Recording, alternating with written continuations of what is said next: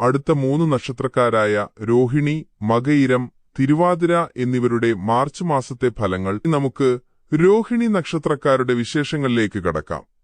രോഹിണി നക്ഷത്രക്കാരെ സംബന്ധിച്ചിടത്തോളം ഈ മാസം മനസ്സിന് വലിയ സന്തോഷം നൽകുന്ന കാലഘട്ടമാണ്.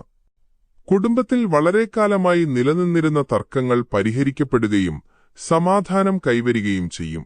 മുടങ്ങിക്കിടന്ന വീടുപണികളോ മംഗളകർമ്മങ്ങളോ പുനരാരംഭിക്കാൻ ഈ മാസം സാധിക്കും.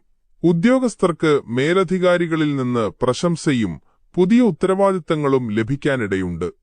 ചെറിയ രീതിയിലുള്ള ആരോഗ്യ പ്രശ്നങ്ങൾ, പ്രത്യേകിച്ച് ജലദോഷം പോലെയുള്ള അസ്വസ്ഥതകൾ കണ്ടേക്കാം. അതൊന്നു ശ്രദ്ധിക്കണം.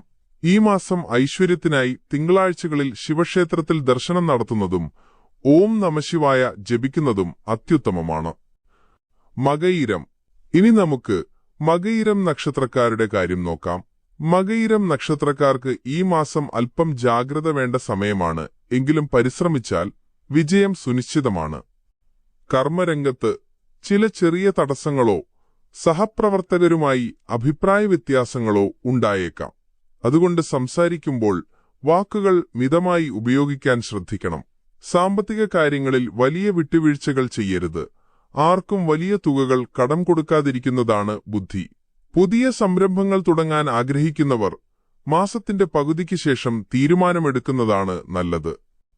ഈ മാസത്തെ പ്രതിസന്ധികൾ മാറാൻ സുബ്രഹ്മണ്യസ്വാമിയെ ഭജിക്കുന്നതും ഷഷ്ടിവ്രതം നോൽക്കുന്നതും വലിയ ആശ്വാസം നൽകും. തിരുവാതിര. അടുത്തതായി തിരുവാതിര നക്ഷത്രക്കാരുടെ ഫലമാണ്.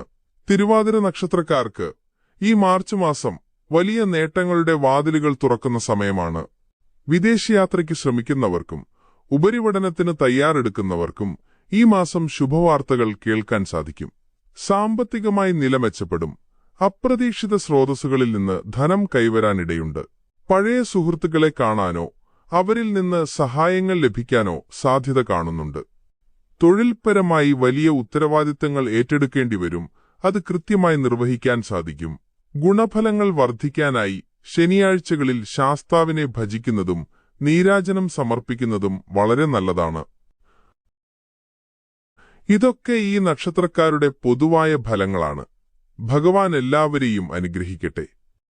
അടുത്ത വീഡിയോയിൽ നമുക്ക് പുണർദം, പൂയം, ആയില്യം നക്ഷത്രക്കാരുടെ വിശേഷങ്ങളുമായി വീണ്ടും കാണാം. നന്ദി, നമസ്കാരം.